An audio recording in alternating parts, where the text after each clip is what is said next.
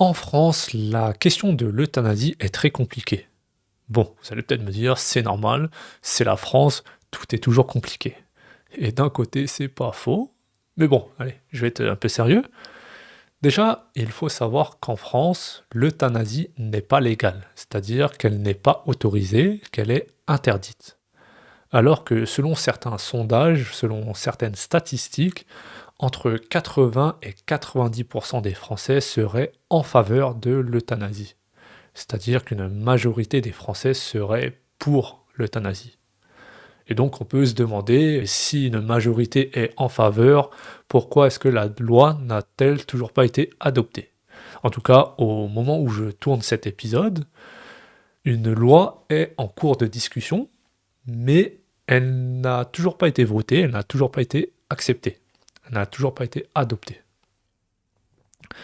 Et les raisons sont un peu compliquées, parce que c'est la France. Non, enfin bref.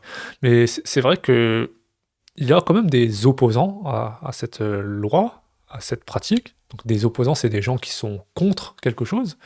Donc leurs arguments sont assez solides, je trouve, et très très intéressants.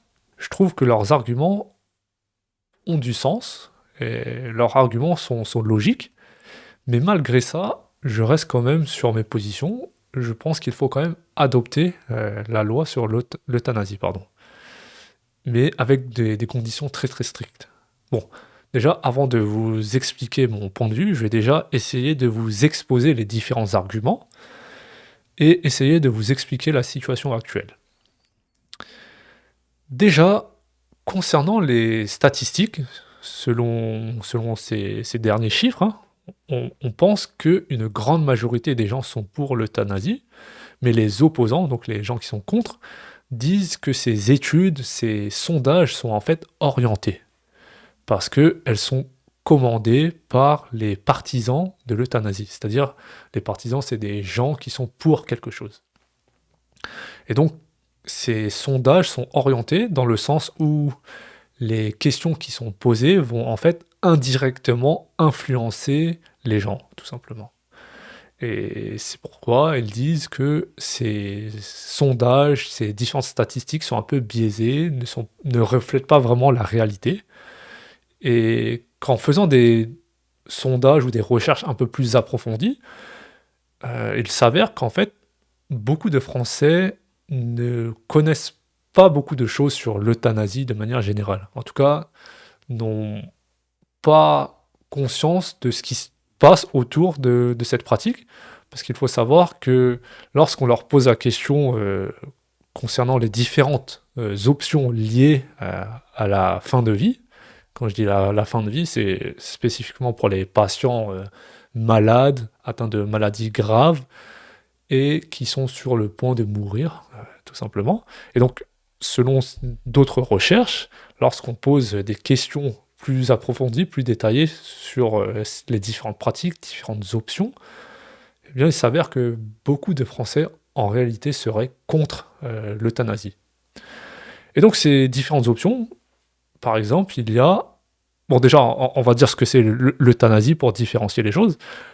L'euthanasie, en fait, ça consiste pour un médecin à administrer, c'est-à-dire à injecter un produit dangereux, un produit mortel à un patient afin de mettre fin à sa vie, donc afin de lui provoquer la mort, tout simplement. Et cette procédure a déjà été adoptée par quelques pays dans le monde, comme le Canada, la Belgique et les Pays-Bas. Ensuite, une autre option est ce qu'on appelle le suicide assisté. Et ça consiste en fait pour un médecin de fournir à un patient mourant, c'est-à-dire sur le point de mourir, donc lui fournir le produit ou le médicament mortel, létal, et laisser le patient lui-même s'administrer, s'injecter, prendre le produit. C'est pour ça qu'on parle de suicide assisté. Et cette procédure est légale, a été adoptée en Suisse. Et enfin, il y a une troisième option, entre guillemets, qui est ce qu'on appelle la sédation profonde. C'est actuellement une loi qui a été adopté en France en 2016, et ça, beaucoup de gens ne le savaient pas, moi inclus, je ne savais pas ça. Mais en 2016, donc la loi a autorisé ce qu'on appelle la sédation profonde. Et pour faire simple, la sédation profonde, en fait, ça consiste pour un patient mourant, euh, en fait, de l'endormir, pour faire simple. Donc, en gros, on a un patient mourant et on va lui retirer tous les soins médicaux, toutes les assistances médicales et lui injecter un produit, en fait, qui va déjà soulager sa douleur, alterner un peu sa conscience, mais aussi l'endormir. Ça va le mettre dans un sommeil profond. Et l'idée, c'est en fait de le laisser mourir pendant son sommeil. C'est pour ça qu'on parle de sédation profonde. Donc là, je vous explique tout ça parce que en apprenant toutes ces différentes définitions, ces différentes options, entre guillemets, encore une fois, beaucoup de Français ne seraient pas d'accord pour l'euthanasie, donc l'action vraiment de provoquer la mort via un médecin. Et donc ça, c'est le premier argument utilisé par les opposants en France en général. Ensuite, le deuxième argument, c'est la peur d'une dérive, c'est-à-dire la peur d'un dérapage, la peur d'un abus de la loi si elle était acceptée. Par exemple, si on était amené à accepter cette loi selon certains critères fixes, les opposants pensent qu'il y aura une dérive dans le sens où ces critères seront élargis.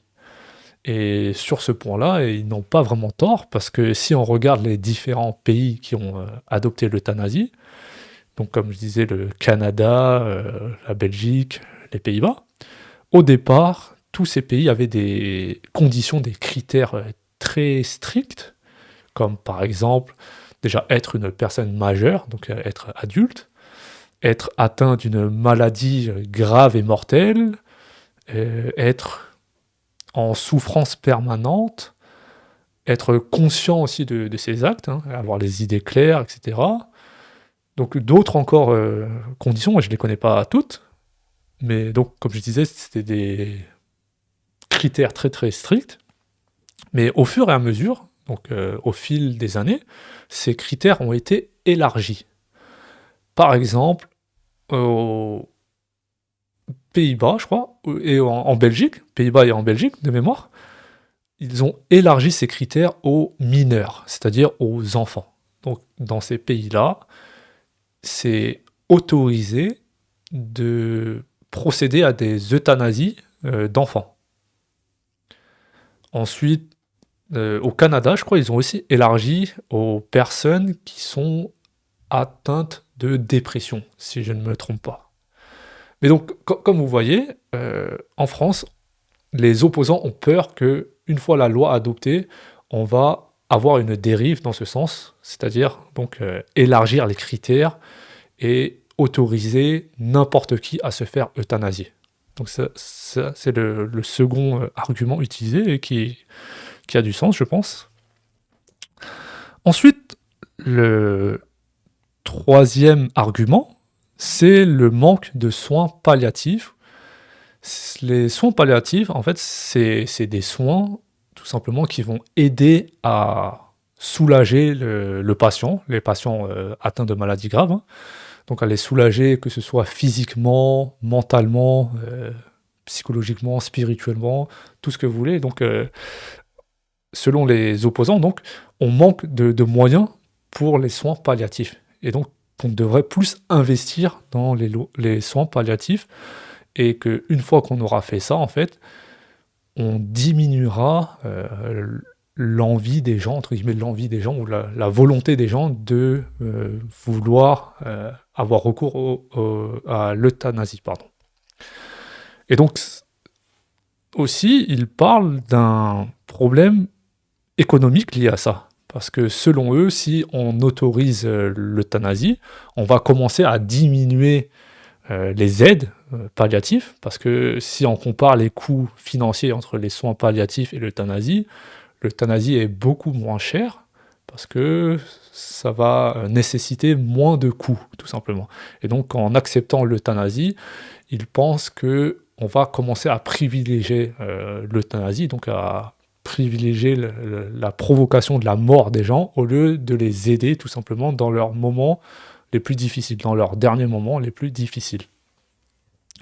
Et suivant cet argument-là, ils disent aussi qu'en adoptant l'euthanasie, on va commencer à avoir des situations compliquées au sein des familles et aussi auprès des personnes âgées, des personnes mourantes.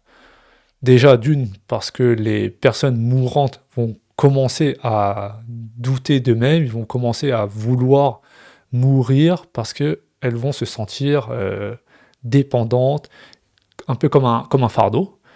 C'était le cas, par exemple, d'un témoignage que j'avais vu dans un article, un Hollandais, donc une personne des Pays-Bas, qui disait vouloir mourir parce qu'elle se sentait coupable de vivre. Elle se sentait comme un fardeau pour sa famille à cause de sa maladie. Elle était très dépendante de sa famille et c'est pour ces raisons-là, pardon, qu'elle voulait mettre fin à ses jours.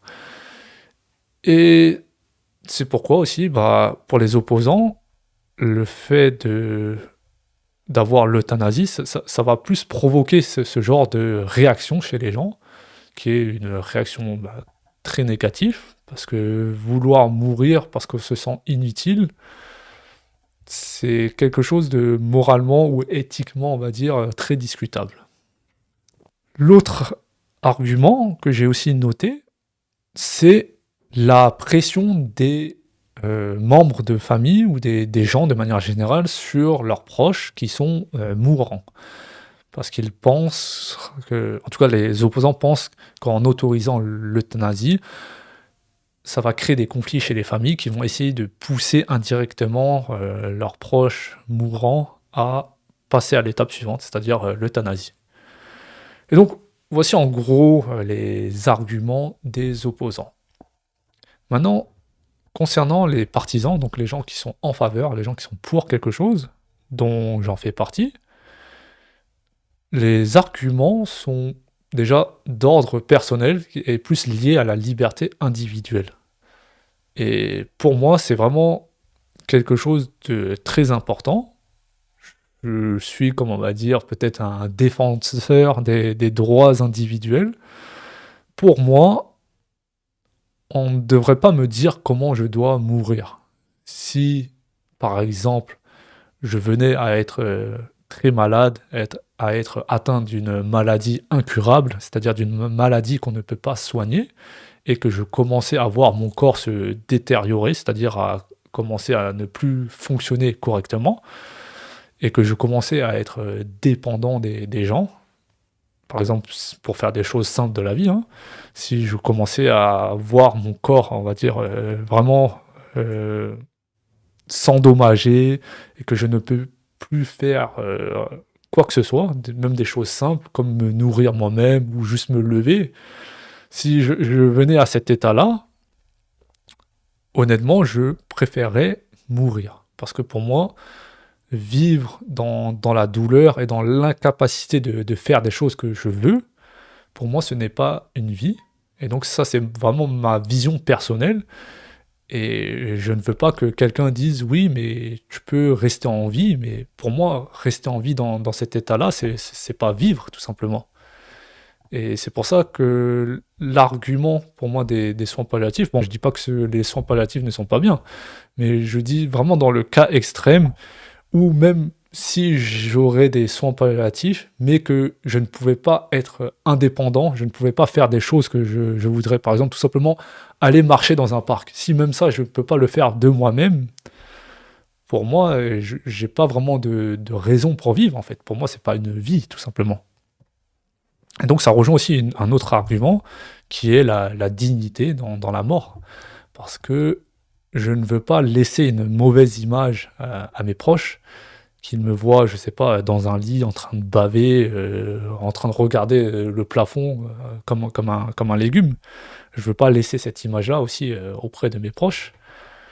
Et c'est pour ça, pour moi, c'est vraiment quelque chose de très personnel. En tout cas, si on atteint ce point-là, pour moi, personnellement, je ne veux pas vivre comme ça parce que pour moi, ce n'est pas une vie, tout simplement. Après, troisième argument, ou je sais plus, enfin bref, un autre argument est l'hypocrisie actuelle. Parce que on le dit pas concrètement, mais l'euthanasie existe déjà en fait en France. En tout cas, de façon un peu cachée. On prend le cas de la sédation profonde. Comme je vous ai dit, comme je vous ai expliqué, la sédation profonde, ça consiste à injecter un produit afin d'endormir un patient et de le laisser mourir. Mais quand on fait ça, en fait, ça peut prendre beaucoup de temps avant que le patient meure. Et du coup, il y aurait, selon certaines rumeurs ou certains on-dit, entre guillemets, des docteurs qui injecteraient une dose un peu plus forte afin justement de provoquer la mort. Bon, ça c'est des choses qui ne... Il n'y a pas vraiment de choses officielles, mais on sait comment ça se passe dans la réalité. Parce que c'est vrai que si un médecin est attrapé en train de faire ça, bah, il risque la prison. Mais on sait que... Parce que c'est dans la vraie vie, tout simplement. C'est parfois des patients vont même supplier leur médecin de donner plus de doses, d'injecter plus de doses. Et pour illustrer ça, bah, il suffit de regarder les statistiques en fait. En France, depuis quelques années, environ une centaine de personnes vont à l'étranger pour avoir recours à l'euthanasie. Des centaines de Français partent à l'étranger pour pouvoir se faire euthanasier. Et donc ça, il y a certains chiffres officiels, parce que dans les autres pays qui pratiquent l'euthanasie, eh bien, ils enregistrent l'origine ou la nationalité des gens qui viennent dans leur clinique ou dans leur hôpital, peu importe. Et donc, on sait déjà qu'il y a des gens officiellement qui partent à l'étranger pour se faire euthanasier. Mais donc, officieusement, il doit forcément avoir des gens aussi qui font ça un peu en cachette. Donc, peut-être, il demande au docteur, comme je vous ai dit, hein, d'injecter un peu plus de doses lors de la sédation profonde, peu importe. Et donc, il y a une forme d'hypocrisie, je pense, sur ça. Et du coup, il vaut mieux, je pense, tout simplement autoriser l'euthanasie. Après, comme je l'ai dit, il faut aussi autoriser, mais aussi mettre des critères stricts et immuables. Immuables, c'est-à-dire qui ne bougeront pas dans le temps, afin justement d'éviter les dérives. Et après, oui, vous allez me dire, les critères, ça reste sujet à discussion, mais c'est vrai. Mais pour moi, en tout cas, encore une fois, c'est un avis personnel, hein. Pour moi, déjà, la première condition, ça serait d'être atteint d'une maladie incurable et qui causerait des douleurs au quotidien. C'est-à-dire une maladie grave qu'on ne peut pas soigner, mortelle, et qui provoque des douleurs au quotidien à un patient. Pour moi, ça, ce serait déjà la première condition. Ensuite, la deuxième condition, ça serait que la personne, le patient, soit en pleine capacité de ses jugements, en pleine capacité de sa conscience, ou de ses capacités mentales en tout cas, en pleine capacité mentale, c'est-à-dire être conscient que c'est son choix, être clair dans ses choix, avoir les idées claires, et ça afin d'éviter justement tout abus d'un proche, être par exemple avoir la pression d'un proche ou quelque chose comme ça. Et donc pour ça, il faudrait, je pense, avoir l'accord d'un médecin, d'un psychologue, ou peut-être les deux, même deux psychologues, qui sait, mais vraiment contrôler que le patient souhaite vraiment la mort, que c'est vraiment de pleine conscience qu'il veut procéder à l'euthanasie. Donc ça, ce serait le deuxième argument, la deuxième condition, pardon. Enfin, la troisième condition pour moi, ça serait que ce soit le patient lui-même qui procède à sa mise à mort, tout simplement. Un peu comme un suicide assisté, en fait. Il faudrait que ce soit comme en Suisse, tout simplement. Et donc de laisser le patient s'injecter, s'administrer, je ne sais pas comment ils procèdent en Suisse, mais qu'il faut laisser le patient procéder avec l'euthanasie, avec le suicide. Donc lui fournir les choses qu'il faut, les médicaments, les produits mortels qu'il faut, mais que la dernière action, il faut que ce soit le patient qui le fasse. Pour moi, ce serait vraiment la troisième condition. Je dis ça parce que ça suit en fait la logique que j'avais au début, c'est-à-dire que c'est vraiment à moi de faire le dernier geste et pas laisser le dernier geste à un médecin. Parce que même pour les médecins, c'est aussi pour ça qu'il y a beaucoup de gens qui sont contre, parce qu'ils disent que les médecins, en tout cas les médecins le disent aussi, que leur rôle, ce n'est pas de tuer les gens. Et ça, c'est vrai, c'est pas leur rôle de tuer les gens. Et c'est pour ça que je pense que l'idéal, entre guillemets, serait le suicide assisté, pardon, mais avec des conditions très très strictes. Voilà, je sais pas si c'est un peu brouillon dans mes explications, mais c'est vrai que c'est un sujet compliqué. Et donc, qu'est-ce que vous pensez de l'euthanasie? Est-ce que c'est légal chez vous? Est-ce que vous êtes pour? Est-ce que vous êtes contre? Dites-le moi en commentaire. Et merci pour votre temps, merci pour votre attention, et à la prochaine.